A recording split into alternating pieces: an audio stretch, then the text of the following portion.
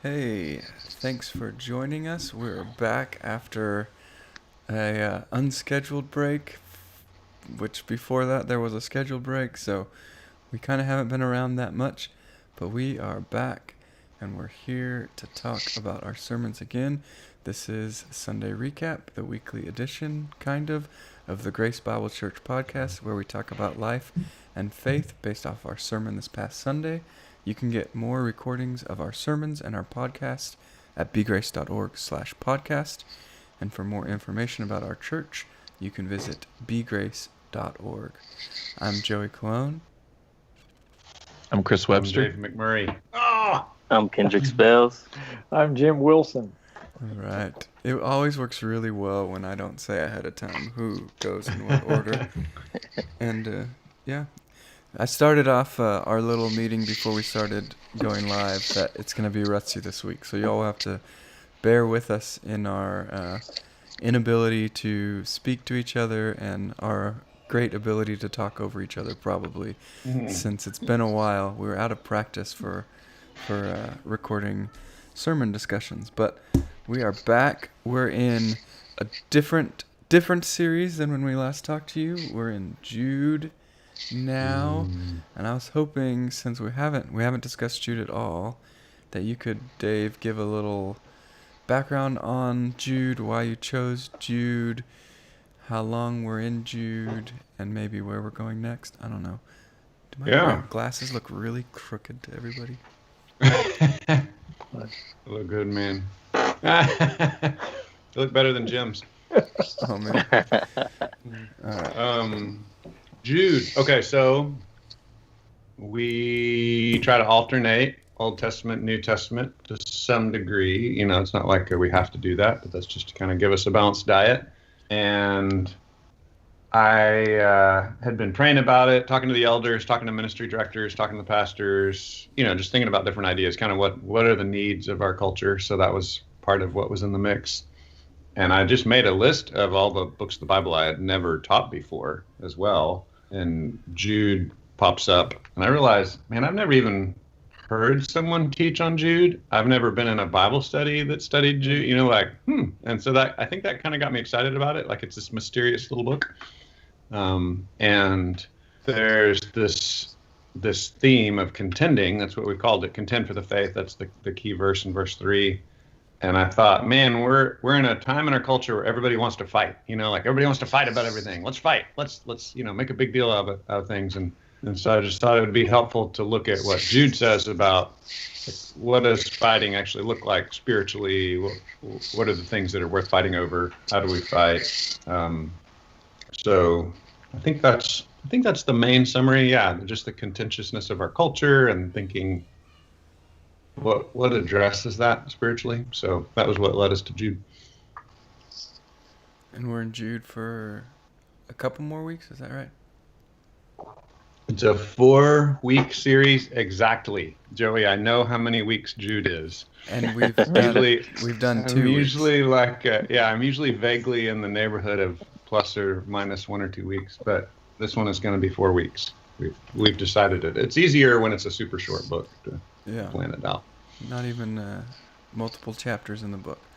Yeah. So a 4-week series, we're 2 weeks into it. So we've got 2 weeks left, which means mid-February we move somewhere else, and we're going to Philippians. So you're breaking your Old Testament, New Testament. Yep. Going to Philippians because it's also about fighting.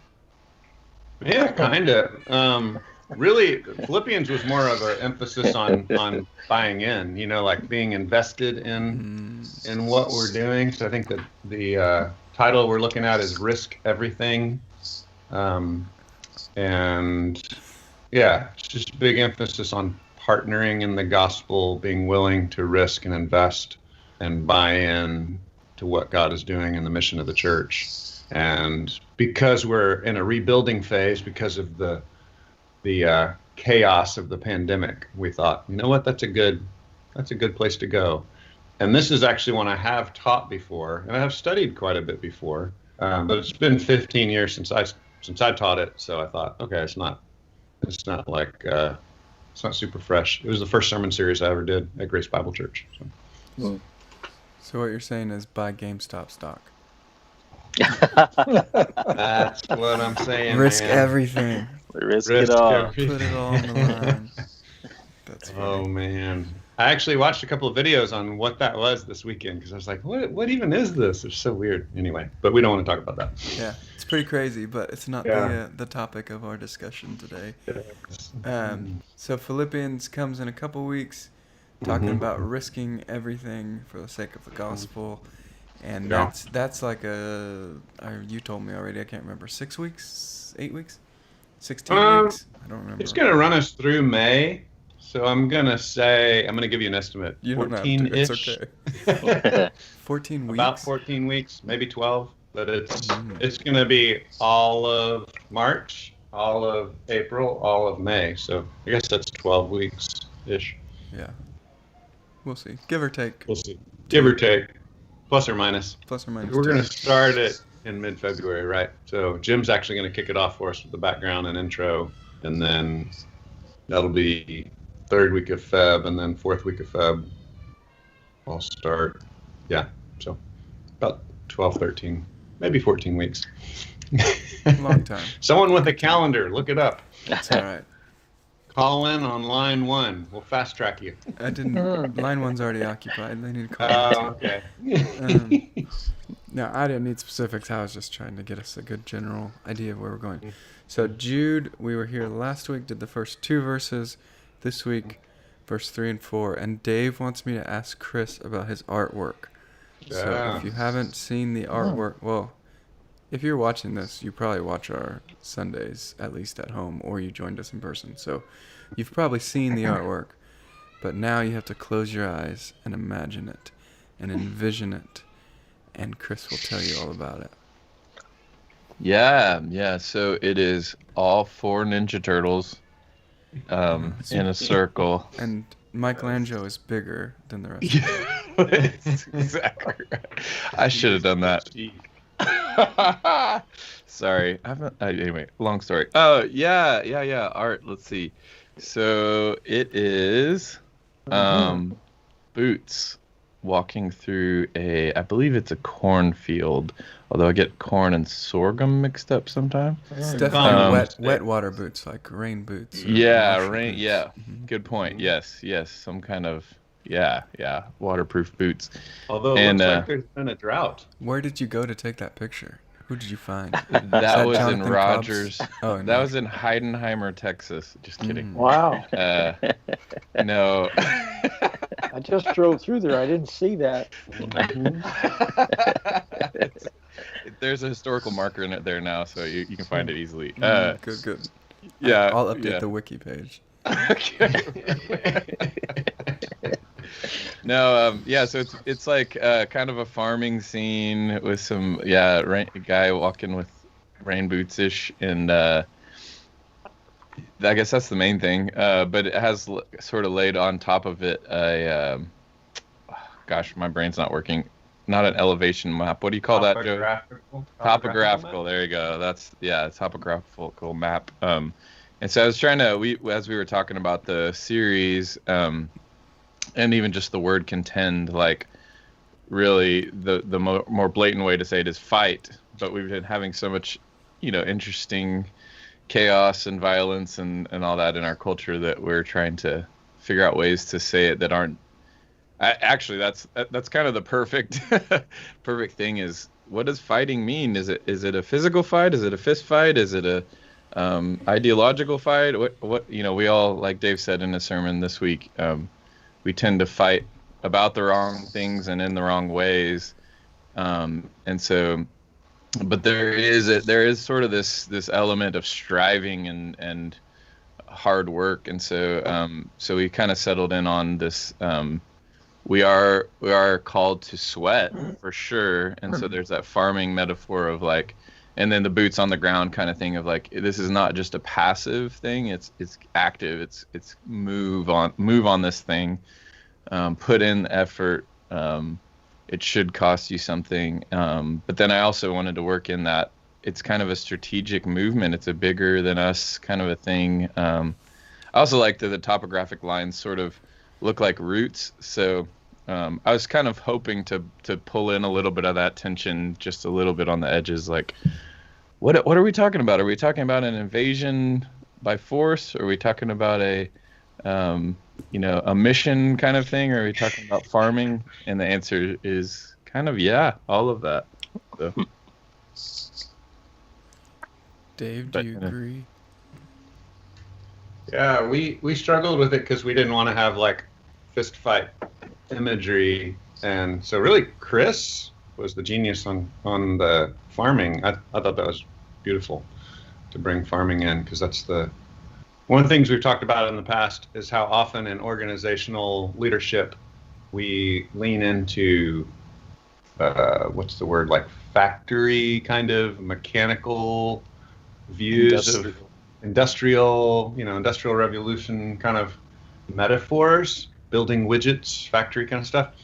Whereas, like, if you think about what's the major metaphor for our work in the scripture, what is the work the church is doing? Well, a lot of times it's farming. Sometimes it's building, but most often it's farming when you kind of look across all of the different analogies. Sometimes shepherding, sometimes farming. And so, yeah, I just thought that was a really brilliant idea. I was excited that Chris came up with that, because we were kind of struggling. We're like, how do we like encourage people to fight without encouraging people to like start throwing fists for the gospel? That's not what we're trying to say, you know. So anyway, I was real pleased with it. Nice. So last week, the first couple verses, could you summarize your sermon from last week? Elevator pitch for your sermon last week, maybe 2 minutes. Elevator pitch. He's going to spend like 26 verses, estimate, 25 or 26 verses talking about contending, but his first 2 verses, he starts hard with identity. Like, the identity is where it all starts. This is what matters. So he's talking about his own identity as an apostle, yet really a servant is kind of his primary self-definition. And then the identity of the people he's writing to, who are loved by the Father, who he prays a blessing that their, love and mercy and peace would be multiplied in their life. So, so I just thought it was a really beautiful way to start, going back to last week, how we sometimes fight the wrong fights in the wrong ways because we have the wrong identity. So verse 1 and 2, he starts with identity. We're servants, we're embraced by the Father, we're growing in him. And if we have that, have our identity hat on, have that straight, that helps us to kind of start moving in the right direction. Nice. Anybody else thoughts on Jude as a whole before we move into verse 3 and 4? Well, just the idea of contending is not the same as being contentious. And we tend to be very contentious right now in our society. And so I like it that you chose artwork that wasn't about fighting, because we're not promoting fighting. We're promoting working hard to communicate the gospel. So I thought that was good. Yeah. I like it. Well, you this week, we're on this week now. Everybody's caught up. We covered the last 7 weeks that we didn't podcast. Just kidding. But okay, everyone's caught up, and I can't remember where it is, and I'm trying to look through your notes. I accidentally left my notes at the office. That's what happens when you partially work from home and work from the office. I'm sure everyone has experienced that. But you started off talking about how the first couple verses, we're talking about faith, and then it could be that he means therefore contend, or it could mean that he means alternatively contend, or something like that. What was that point? That was kind of towards the beginning. So, do you remember that? Just basically, it's a different. Yeah, I'm just trying to decide. I'm trying to not get lost in the weeds. But this So is the the time translations to get are lost in the different. weeds. Yeah, the translations are different. And so some translations basically read like, I was going to write this letter, but instead I'm writing a different letter. And other translations read, I wanted to write this, and I also wanted to write this. It's confusing in the Greek whether he's saying, I'm writing both kinds of letters, or if he's said, I'm not writing the first kind of letter, but I am writing the second kind of letter. It's very confusing in the Greek, and our translations bear that out. And so one of the jobs that I feel like I have as a pastor is to explain how our translations can be different, but the truth is still the same, so that people don't get freaked out about that. And so sometimes I do that better, sometimes I do that worse. I was just trying to explain the big idea is the same thing. Like, the point is, he's saying, I'm writing to ask you to contend for the faith. And whether or not it's, I'm writing about both these things or I'm writing about only one of these things is not important to what he's telling us to do. So that's what I was trying to explain with what's the main point? The main point is the same either way. It's contend for the faith. That's the main point. And sometimes, so I was kind of trying to prove by going down the rabbit hole a little bit that sometimes we can get pulled off the main point by focusing on the rabbit hole too much. So, like, let's go halfway down the rabbit hole and recognize, oh yeah, either way, it's the same main point. He's saying contend for the faith.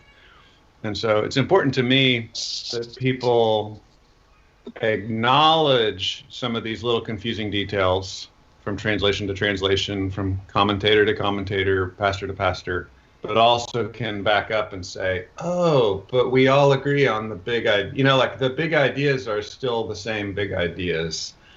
And so that's just a part of my passion as a teacher, is to say, yep, there are some confusing things. Yep, we can talk about that, but you're still on the hook for the main thing. Like, yeah. God still tells you to contend for the faith. So I think, depending on the person, that's either helpful or not helpful. Fair enough. I'm laughing because Chris hates it when I do stuff like that. He and I talk about it a lot. He's like, why'd you even talk about that? That was confusing. I shouldn't say hey, but he doesn't like that. We all have different learning styles. True. Is that fair, Chris? Yeah, I think. Yeah, I was just laughing. Yeah, you're right. I think it's because it's I think it's very tricky to say, let me answer your objection before you have the objection. So that's what it's always like, wait, I didn't get confused yet, and you're explaining why I shouldn't be confused. So that's why it's always hard. But I think I appreciate that you have a heart for that. And so, yeah, there probably are people out there who did read ahead of time and were confused by that. But I'm never confused until you tell me to be confused and then tell me not to be confused. So that's. Why are you doing this to me? I'm the guy introducing extra confusion. Yeah. I'm the guy that read ahead and was like, But I read Jude in the CSB, and he starts off saying, "Dear friends, although," which is, I think, one of the things you're saying different from the translations. And I actually was like, I'm going to ask Dave about this. When I compared it to some other translations. So for me, it answered a question, but I only read ahead because I knew we were going to be in Jude. So I probably confused myself by doing that. There's so many points, Kendrick. I do have another way to say this, is I have a philosophy that it's important to answer questions that skeptics would have about the text, because I want our church to be a church where skeptics can come and have their questions answered. So I know 70% of the people attending are not skeptics and are not often answering those questions. Not to say Kendrick's a skeptic, but to say, but you ask skeptical questions. I think that's part of the way Kendrick and I connect, is we both like have these skeptical questions, even though we really trust the text. We're like, wait, what is that? And so, I think that's one of those where, in fairness, I know I'm talking about something that 70% of the people don't care about, but it's because I feel like we have to keep opening the door to that group of people that are, skeptical or a little burnout on trusting the Bible. Fair enough. Okay, introduction. I guess you just kind of talked about contending for lesser things. I don't know if we need to talk about your bloody shoes. Bloody shoes. Bleeding for the gods of sports. The gods of Texas football, not even the gods of sport. Yes. Yes. Friday Night Lights and stuff. Yeah. The funny thing is, okay, this is kind of related. I don't know if y'all went through this phase where when you were a young man, you thought it was cool to like have a cut, and then you became an older man and you're like, I'm bleeding, and it was like a panic attack. Has that ever happened to you? Like I saw some, like there was like a change in my adult life where suddenly it scared me when I was bleeding. My 3-year-old likes to think it's cool to have a cut, but I think it's because I try to make him not cry by telling him how cool his cuts are. So maybe that's what happened to me. I got brainwashed. I was working for UPS when I was like 25 and cut my hand really bad, and I remember this panic and horror coming over me, and I was like, when I was like 16, this wouldn't have bothered me at all. I would have thought it was cool, but yeah. Guess I'm an adult now. I care about a bleeding hand. I'm trying to preserve my life. Oh man. Okay, cool. Well, that's sermon illustration for another day, I guess. Point 1, contend for the faith, not just a faith. Yes. It is a defined content. There are set truths that the apostles have passed down. There's a message that you can get right or wrong, and that's culturally, I think culturally we tend to have more of an evolutionary / individualistic interpretation view, So either truth evolves, for all of humanity, or at an individualistic level, like it means whatever I want it to mean, which is different than the biblical faith that says, nope, here are these right things that are truths, and it's a definite set data point, list of doctrines, list of truths that you have to know and believe. Yeah, it's the circles of primary issues, secondary issues, tertiary issues, right? You didn't use that this week, but we've used that before, shown that before. But I thought the illustration of the baton being passed was a really good one. At first I was like, okay, yeah, cool, a race analogy, whatever. But then when you talked about you have to run the race, but you also can't drop the baton, I was like, next level running the race imagery. I really like that. It helped connect the points for me. I don't know if anybody, or the point for me, I don't know if that helped anyone else or if whatever, but. I think it helped everybody else too, Joey. Okay, good. Sitting here on my own. Yeah, I guess I think I was going off in my head a little bit on the exclusive, I can't say it. I can't talk to yeah, however you say that word. That like you were saying culturally that there is a right and wrong, that there is a boundary, it's not popular, and I was trying to find the edges of that, of like why is that, what is that. I think for whatever reason, I think it's probably the acceptance thing. Like it just comes off as super kind to say, yeah, man, bless your heart, think, we accept you no matter what, like, come on, we love you, think whatever you want, as long as you're kind of vaguely spiritual, that's cool, and that feels really warm and fuzzy at first. But I think that also, as I was just trying to ponder the edges of that, like, really it sets up a false dichotomy. There's either the kind people who accept whatever you want to believe, and then there's the angry, mean, judgmental people who say, no, you have to believe this.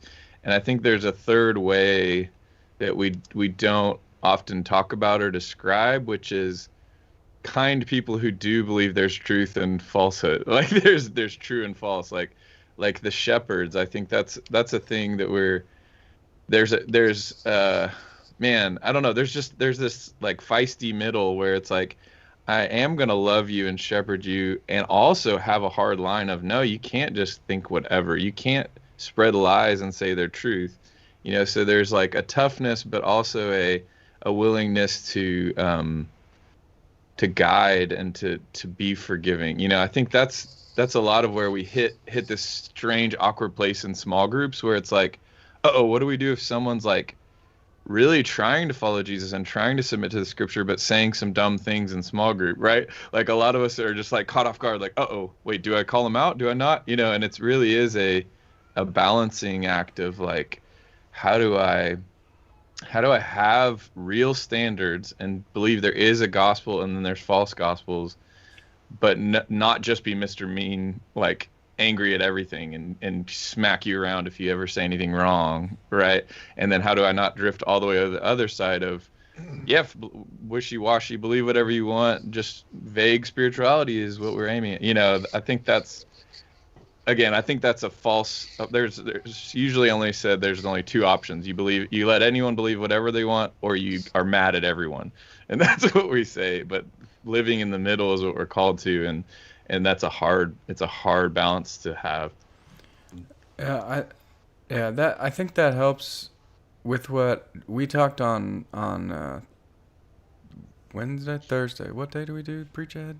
Wednesday. Wednesday. We talked on Wednesday about this section, about the tradition idea, and you used it illustrated. Did you use it in on Sunday morning? The roast in the pan? Yeah, the meatloaf. I skipped it. I had too much material. Yeah. Like I had tons of stuff I left out. So on Thursday, we were talking about tradition, and you were saying like the apostles' tradition, you know, is the definable gospel or whatever, and then you started talking about, you know, the tradition might be my grandma's meatloaf and why she does it this way, and I think that was really confusing for me. And then on Sunday, you kind of talked about maybe the way we do church, or like, what else did you say? Keeping doors open because of COVID or something. I don't know. It was still a little confusing for me, I felt like. So I was hoping that you could help define that more. And I think Chris is helping me get there at least, and maybe the rest of you can help us get there further. But like, when we're talking tradition of the apostles, we're not, I mean, it could be like the way we sing songs or whatever, but I feel like that's missing the point. I think it's more of what's a gospel issue and what's not, maybe. But maybe you could help. So I was trying to say that there is the tradition of the apostles is the gospel. And then Jesus, but the word tradition can be used in other ways. And so that's part of the confusion, right? So we have this word tradition, and we usually don't use it the way the apostles use it. We usually use it in the other way that Jesus uses it. But here's the crazy thing. Jesus uses it negatively. So like, you know, so there are these debates all the time.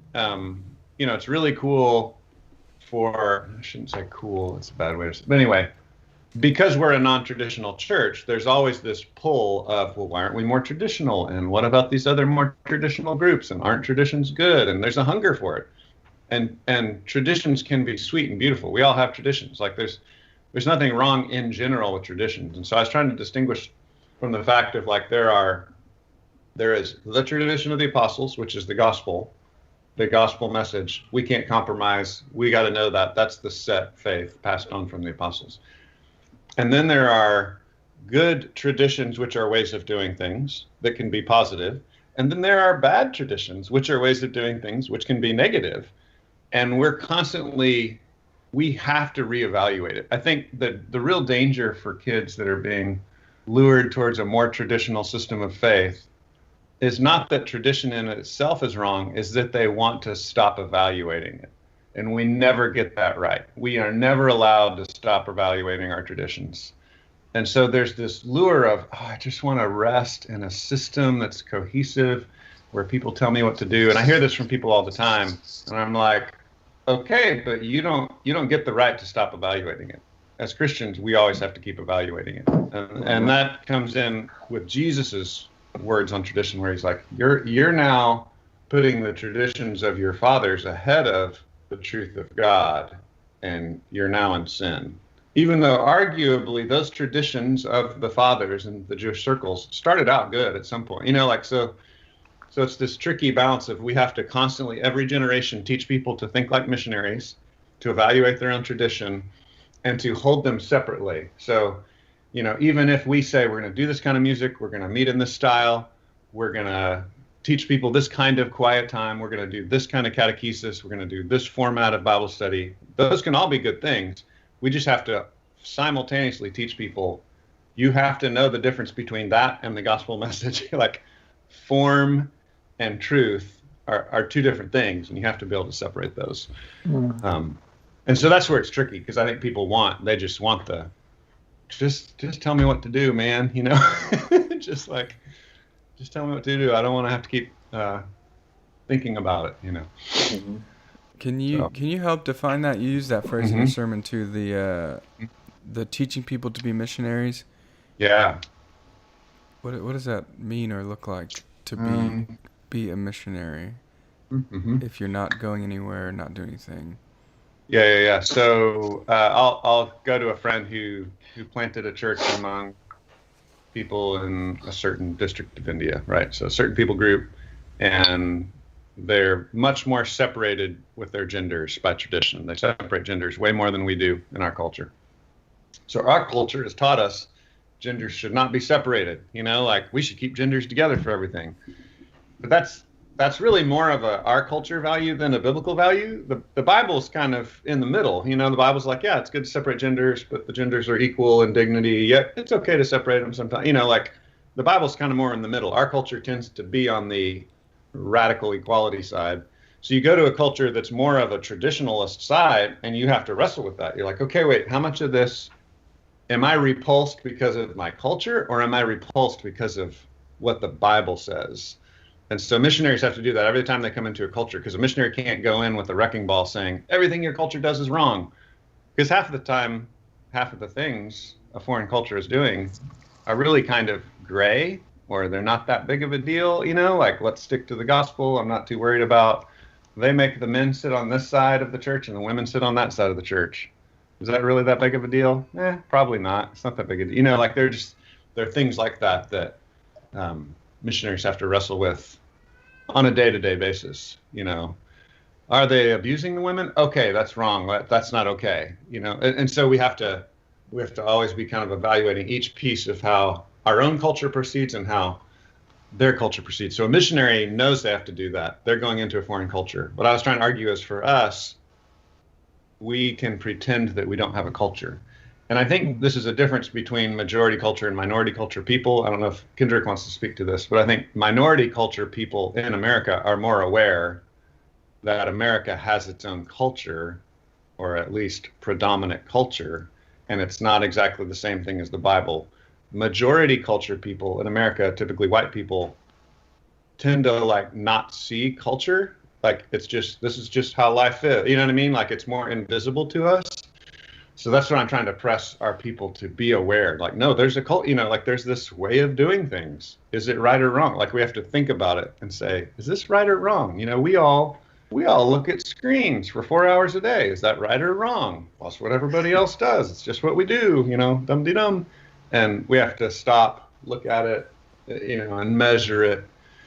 And then I think for church people that grew up in the church or have had a positive discipleship experience in the church, that becomes even harder, because you've glued the two together, right? So, like, if you grew up, you became a Christian, like, maybe you didn't go to church, you become a Christian, you start going to a really healthy church where they do inductive verse by verse Bible study, and they're all about it, and they do that hardcore.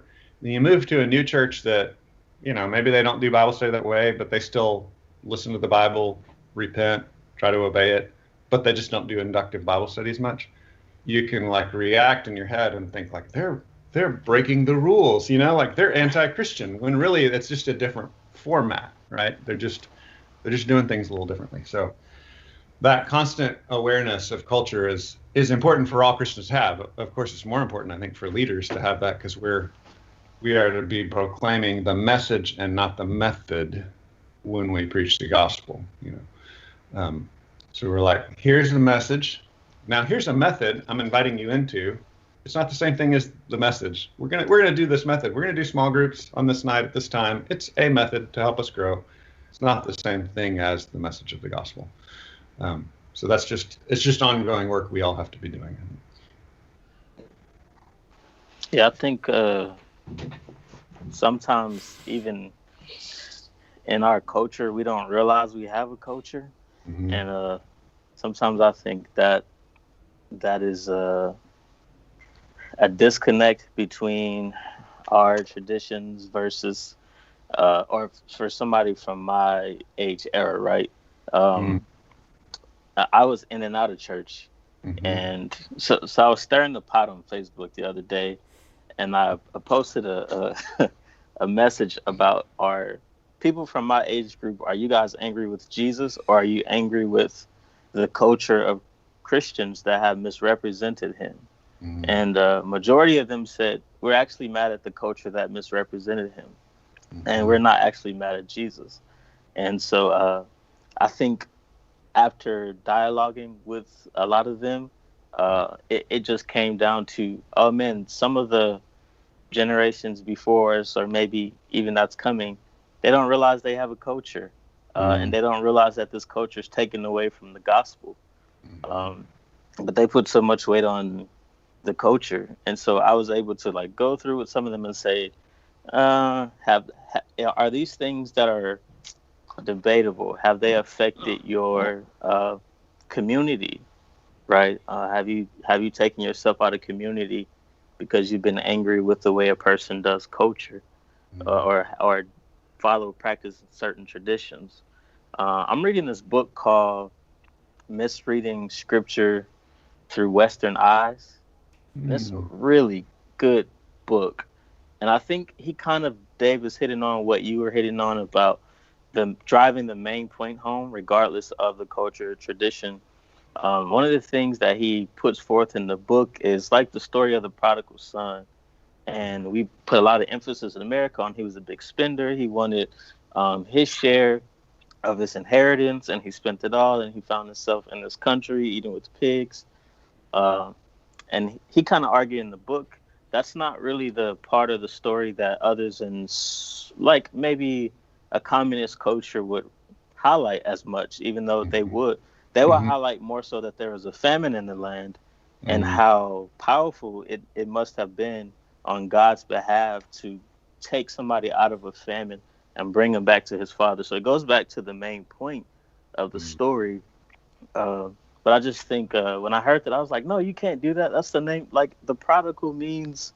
But the more and more he kind of unpacked it in the book, I was like, huh, interesting. I think it is a thing that we have to constantly evaluate. Is this something that's taken away from the gospel or not? And I think for me, that's the sort of question I try to start with first. Because if anything undermines the gospel, it's bad tradition. And then if it's not really undermining, taken away from the gospel, what is it doing exactly? And so, yeah, I think always evaluating culture, and coming from a place where I understand that everybody has a culture, it kind of makes me always look at it in a way, in light of Jesus, though. It's really good. Yeah, we were talking a lot about, I was talking with my wife about tradition, and I think you can, like, in these conversations, you can fall into just, oh, tradition's wrong. And I think that's a very, modern American thing to say. Like, we only want new and shiny things, right? We don't want the old and stodgy stuff. But then there's that dichotomy of also we're longing for historic, lasting truth. And like we've said 1,000 times, I think that's so helpful, is you can't ever stop weighing these things against Scripture. But the path my mind went down was, tradition is just a method that's lasted, really, right? It's a methodology. All right, Dave, so you had said message, method, and then tradition is just a method that has been held out for a certain pattern of time or a length of time, and it's become a pattern of people. And I think what I've been thinking about is, so you have message, you have to have a method, right? You have to have a method, a way of living, a strategy, a process. You have that. We always have that. And so backing up from tradition back to just a method before it's become a tradition. Well, you have basically, when you're evaluating these things, I think you have three main categories in my head. You have helpful, traditions or methods, you have helpful methods, you have empty methods or traditions, and you have wrong methods or traditions, right? And so, like you said, Dave, when you're going to India and you're saying, okay, there's this way of doing things here. Which of these is this? Is this the helpful one that's defined by Scripture as helpful, right? It's actually connected to Scripture and helping people. Is it that kind of method or tradition? Or is it an empty one where maybe it used to be helpful, maybe it used to like connect with people, help them grow, used to make sense in some time or place, but it isn't now, right? Which is another thing of like coming from America to India. Well, maybe there was a thing that was really helpful back in America that it's just empty here. It doesn't even make sense to do it that way. And so that's okay to say and find, okay, now it's for either because things have changed, because it's a different people, just the circumstances are different. Now this is an empty way of doing things. Maybe it's just that, like in America, we saw a lot of traditions become empty because we forgot the point of it, right? It just became this shell, like we're just going to keep doing it this way, la da da da da, you know, whether that's your songs you're singing or how you're doing church, whatever it is. But then there's also that last category you can't leave off. There are some wrong traditions that are just like, we need to just get rid of this. This is like anti-biblical and hurtful, and so we should just get rid of that. But that was helpful to me, like just to say traditions are not wrong, it's empty or bad traditions that are wrong. And guess what the answer is? It's basically you got to come up with a new methodology that's scriptural and helpful for your time and place. And so anyway, I don't know if that helps someone, but that was my kind of categorization in my head. Yeah, I think the thing that I keep thinking back is that what did you use? What M's did you use? Method and Message. Yeah, the message has to be known in order for you to get it right, though, right? That's like the first step. And you kind of got in that on your application, right? You said you know the basics, memorize the Roman road, whatever, blah blah, and then you used learn it, love it, live it, memorize it. I don't remember what love it was. Let me look at your notes. Be emotionally gripped by the wonder of God's love for you. That's nice. Did you say that, or is that just your notes? It's a nice line.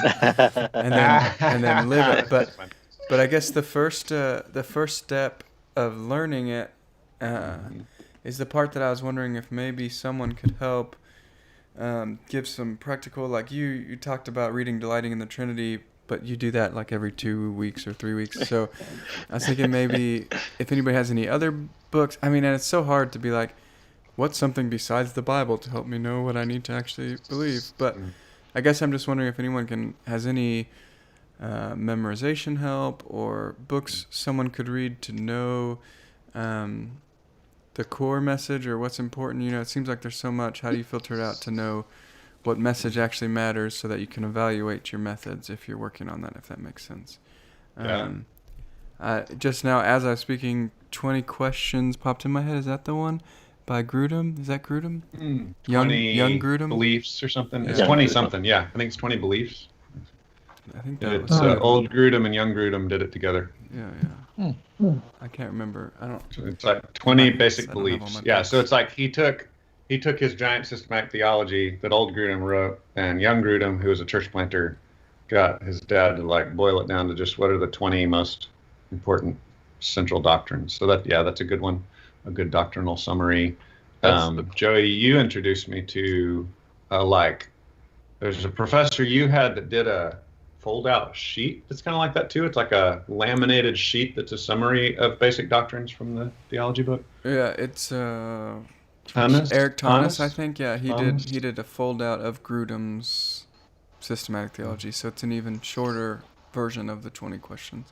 I don't even know if that's for sale or not. I bought that at a college bookstore or something. Yeah, I was able to buy it online, like on Amazon. Nice. I have a copy of it. And I mean, and just the big book, you can't just sit down and read it straight through. I mean, I guess you could. Most people can't. But It's a big book. The Systematic Theology by Wayne Grudem is really good. I mean, there's other ones as well, but his is kind of a nice, ecumenical kind of modern evangelical one. It's pretty good. I was going to say the the catechism that Joey, that you use with your kids, New City Catechism, is helpful. They've got good apps and good little memory songs. We used to use Westminster with our kids, which is, New City is basically a hodgepodge of Heidelberg and Westminster, which are two of the most famous historic catechisms. Westminster Shorter, maybe, with your kids. Mm-hmm. Yeah, the children's version. Can't think of what else. What do you guys got? What do you got, Jim? It's okay, sorry. Just trying to bring you in. You haven't had your 5 minutes yet, so. Well, the Ten Commandments too. I mean, that was one thing I hit on. Like, people just don't know the Ten Commandments, and like we should know it, especially where our culture is going. There's kind of a ratcheting up of the attack on the Old Testament happening right now that I sense in the culture of. It goes along with Christian morality is now seen as immoral in our culture, even more so Old Testament morality. So there's like a fracturing of, the Old Testament was this completely different ethical system. And so sometimes Christians defend our faith by trashing the Old Testament. Like, no, don't go there, right? Like, as a modern American, I'm not super excited about, some of the details of the law, right? There's a cultural difference there, but it's based on this highlighted key foundational moral framework we call the Ten Commandments, and we gotta agree with that, So anyway, that's just a concern that I have. I remember at one point the Ten Commandments being hard for me because I was like, I can't even just find them in the Bible. Like, there's not just a list of the Ten Commandments. It's like, messy. How do I get it? Where do I find it? Who chose the 10? And quick bit on that. We're already almost out of time, and we're still in the first point. No! It's Exodus chapter 20. I would just say read Exodus chapter 20. You might accidentally think there are 11 or 8, but, that's fine. The number isn't that important. So. The way it's listed, it's listed as a bunch of sentences kind of in paragraph form. So it's, to Joey's point, it's a little confusing. Like, wait, which is the first and which is the second? And I don't think that's as important. Just so you know, Catholics and Protestants actually disagree on the order. They order them differently. Yeah, the tool I was gonna say is the Bible. So, I'm saying. I prefaced by saying you can't. I'm saying besides that. Yeah. Dropping my mic. But joking aside, I do think when Dave was talking about culturally where we're headed and what's happening. I do talk to more and more churchgoers that have not read through the Bible, and I think, and then I've been encouraged because I've talked to more and more people who are saying this year I'm committing to do it, and so I think we have these tools like YouVersion and stuff that have all these plans to get you, help you read through the Bible in a year or in 2 years, and I just encourage everybody, like, if you haven't done it, you need to do it, like don't be a churchgoer that's never read all the way through the Bible, and there's gonna be weird stuff and confusing stuff and hard stuff, and that's important to have in there with that. I mean, we're reading through Revelation with my kids, and it's like, yeah, it's tough sometimes. Like, what, scorpions with people faces, and but it's like, and we were like, I mean, my wife and I were like, well, maybe we should just read the letters to the churches and not all the prophetic stuff. And like, no, they need to be familiar with the whole body of work, and yes, it's going to take time to work through it, but don't be afraid of that, I think. So anyway, said there. But if you have I would add to that. Go ahead. I was just saying, and if you have done it, it's not like, oh, this accomplishment is complete, I get to be done. Like, do it again. Yeah. So two things on that. The Bible Project has a little video called like Hebrew meditation, something about Hebrew meditation. It's like the idea of their style of literature was written to be chewed on, and you were supposed to keep reading it, keep pondering it, keep puzzling over it, and praying over it over a lifetime. So just adding to what Joey said, like, keep going. Every time you read it, there's still going to be stuff that's totally confusing. That's one of the coolest things. My wife and I talk about this because she does a chronological every year. Her and one of my best friends have done the same chronological Bible over and over and over again for many years now, about 10 years. And you keep noticing new things. You start to get a vibe for this is what the book is about, and some of those weird things start to be less weird over time. Some of them 10 years later, you're like, man, this one's still weird. The scorpion passage is still freaking me out, but I get these other passages a little more. And then I would also add to it, don't feel bad that you want to spend more time in the clear stuff too. So I always tell people, hey, if you're just starting off, it's okay to read the clear stuff. Like, just read the Gospel of John or Mark or, something simpler, one of the letters of Paul that you can understand better. That's okay. But I would also say, and read the whole thing. Read the weird stuff you can't understand as well. Balanced diet. What would you add to that, Jim? You've been reading the Bible longer than some of us have. Any tips? Well, I would say you're going to get interruptions, and you're going to have weeks like Jim's last week where life was totally different, and I didn't get to do that like I planned on doing it. Be kind to yourself. God is okay with that. You have a plan. Don't go back there and try and make up a week's reading just to get it done so you can check it off, because I know how that goes. I will get nothing from trying to catch up a week at a time. So just let it go. Know that God still loves you, and just carry on. I think it's easy to feel defeated if you miss some time, and to say, I can't do this. I'll never do it right. God's not asking for perfection. He's asking for contending, right? He wants us to struggle and to keep on going. And so don't give up just because you missed some stuff. Do you guys remember when P90X was a big fitness craze? No. We did B90X back then. It was the Bible in 90 days. Oh. Anyways. Yeah. Yeah, I've seen people do that. I don't know that I could do it. Yeah. It's a lot.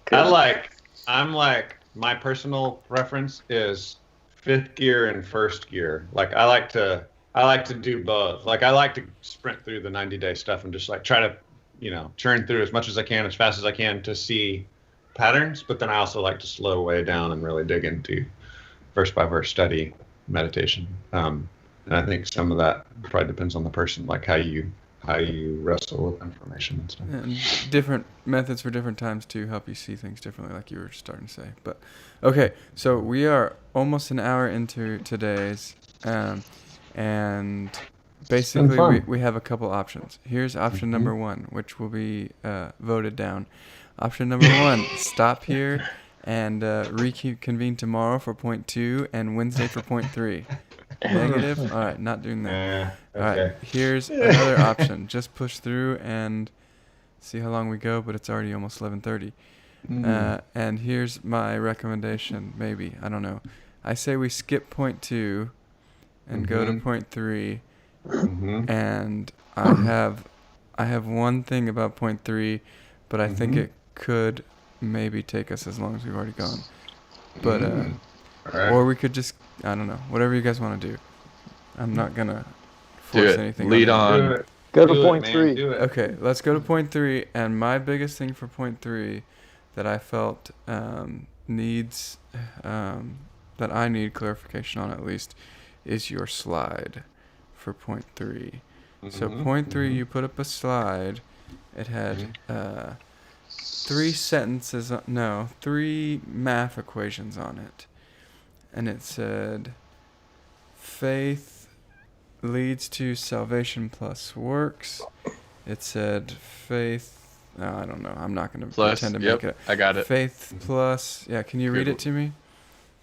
Faith plus works leads to salvation. Mm-hmm. And faith leads to salvation minus good works. So it was those 3 math equations, which, actually the final one had works in parentheses with a minus, so you have to multiply it first. But the 3 math equations, when you put them up on the board, at first it was very confusing for me, because I was like, what is he trying to say? Why is this all up here? And then you crossed out some stuff and it got a little more clear. But I was I want to give the opportunity to help clarify that, or maybe re-explain that, because when you finally chose one, it looked like you were saying faith leads to salvation, but it's plus works, if that makes sense. And we'll often say salvation plus anything is, or gospel plus anything at least, or gospel minus anything at least. So I don't know. I feel like at the end of the day, you maybe were already going for like 50 minutes long and needed to finish, and so you didn't have enough time on this. Maybe, I don't know. Yeah. Anyway, so it was confusing for me, and I was hoping for a re-explanation. Sure. So basically, my summary is that Ephesians 2, 8 through 10 teaches that formula that I represented. Obviously, doctrine is not a math formula, so that might be part of the barrier for you. I'm really good at math. No, that's what I'm saying. That might be the problem. You're thinking too mathy, like it's not math. So it's a representation. It's a summary. So the idea is that some people say faith leads to salvation and good works should not be a part of the equation. And I'm saying no, good works should be a part of the equation. They just have to come on the other side of our assurance of salvation. So faith in Jesus leads to salvation. Done deal. And then good works are going to start growing in your life. And I believe that is the biblical teaching, which I will stand by, and that's what I've taught my whole life. The question is, does that formula clearly represent that to people? Yeah, maybe that formula, maybe those symbols are confusing. So maybe it's less helpful to some people than to others. But there's, a 2,000-year debate in the church over these issues. So I don't pretend that it's simple, but I do believe very strongly that what I represented was true. It just, maybe the mathematical formula is less helpful. So the letter of Galatians is saying you can't add anything to faith, right? Like it's faith alone. It's grace alone. And so the letter of Galatians is refuting that second one, which says it's faith plus works. Paul's like, no, it's not faith plus works. It's faith. That's what leads to your salvation. And then good works will result from that. He talks about that in Galatians as well. But his main emphasis is to counter version 2, which is faith plus works. And then version 3 is faith leads to salvation, and there's no change in our life. It's just an eternal salvation, but we don't have to do any good works. And James is the letter that's written to counter that. So sometimes people put James and Galatians next to each other, and they say James and Galatians don't agree. And what my point is, no, they're refuting different systems. One's refuting number 2, one's refuting number 3. They both agree on number 1, which is summarized in Ephesians 2, 8 through 10. And I would say the rest of the Bible. Does that help any? I still think, like you're saying, maybe using a formula is not that helpful for people. Yeah, I think is the plus sign actually in the first one on the slide? I don't recall that. I put an arrow there. It is, okay. Well, I put an arrow there because for me, those good works emanate from salvation. Yeah, maybe that's a better way to say it. Yeah, I do think the arrow makes more sense. Funny thing is, the word plus is not in the Bible, but plus is like a red flag for, those of us that have been taught in the evangelical movement. If you, plus works, then you're, like Joey said, then you're taking away from the gospel. To me, I was just trying to say, as long as it's in the order of operations on the other side of the arrow, it's okay. But yeah, maybe 2 arrows would make more sense. I don't know if that solidifies it for me, but I'll count it as good enough. Anyway. I'll just blame Chris. Chris made the PowerPoint slides. I know. I thought of putting ampersands. Chris is good at math, too. I thought of putting ampersands. But technically, to Dave's point, as soon as you put the arrows in, you're in chemistry and not math. So you're not purely allowed to say this doesn't make mathematical sense anymore. So that was my addition to it. Yeah. I turned it into arrows instead of what it was before. But yeah, I like the 2 arrows. What's that? Huh? No, go ahead. I think I just said chemistry is math, but it's not really. So. The chemical reaction, I actually looked it up because the last time I did this, y'all skewered me because I used really weird symbols. I had like a weird equal sign with an arrow, blah, but it looked like equal, greater than, less than. It was crazy.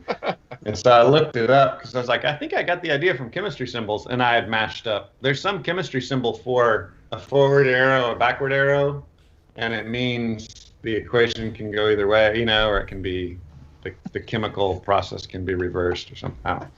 I was getting them all mixed up in my head. Yeah, I don't. Yeah, I don't remember I had somebody asked me to ask about the order of, I think, salvation, faith with the arrow, and I can't remember what the actual question was, so that's not helpful. But yeah, there were more questions about it than just what I just asked. But yeah, and I think someone emailed me and said, well, where does our faith come from? It comes from God, and God's the one that initiates the method. Yep, right. I mean, like the formula can't represent every single thing. So the point is to boil it down and be simple.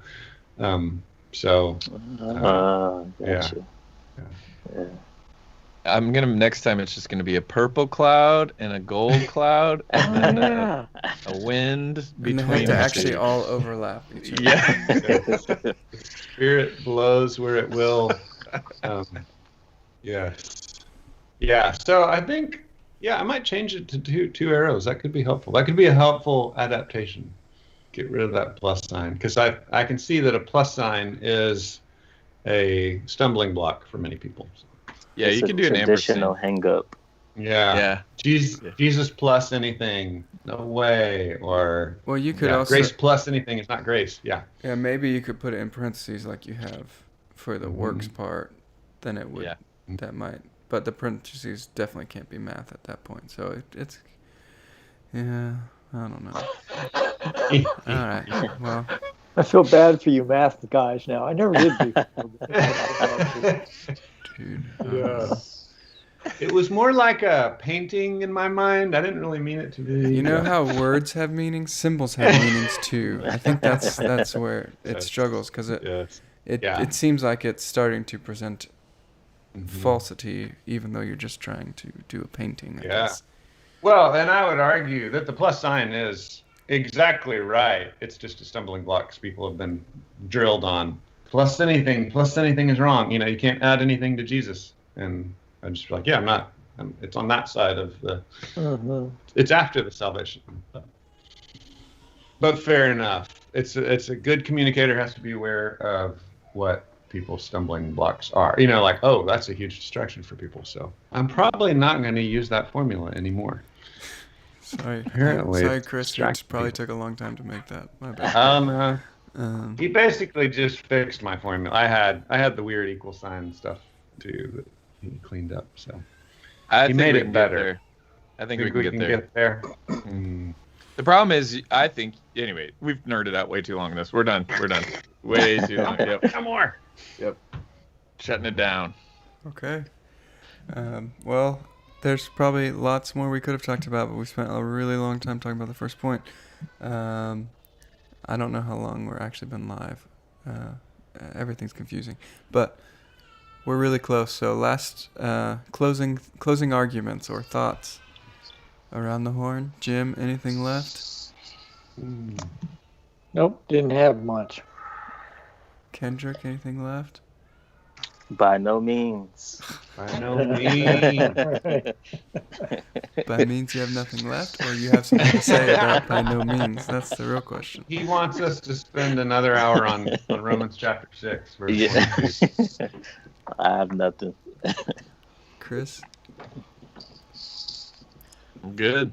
David? Nope. It's all good. All right, cool. Well, sermon talk over. Any announcements that need to be made? Information people need to be made aware of? Chris or Dave? I guess we're Jim or Steve Guess with the youth. They're hosting a Super Bowl party. Tell people that. Super party in the parking lot. Lot. Anybody's invited, I think. Giant projector. Cool weather. Yeah, Is it might be gonna cold. warm or cold on Sunday? Forecast Very says cold. It was cold. supposed to snow, but they've changed it to no Ooh. snow. Oh, whoa. Oh man, Man, But we're getting a lot of snow around here. I'm all about it. yes.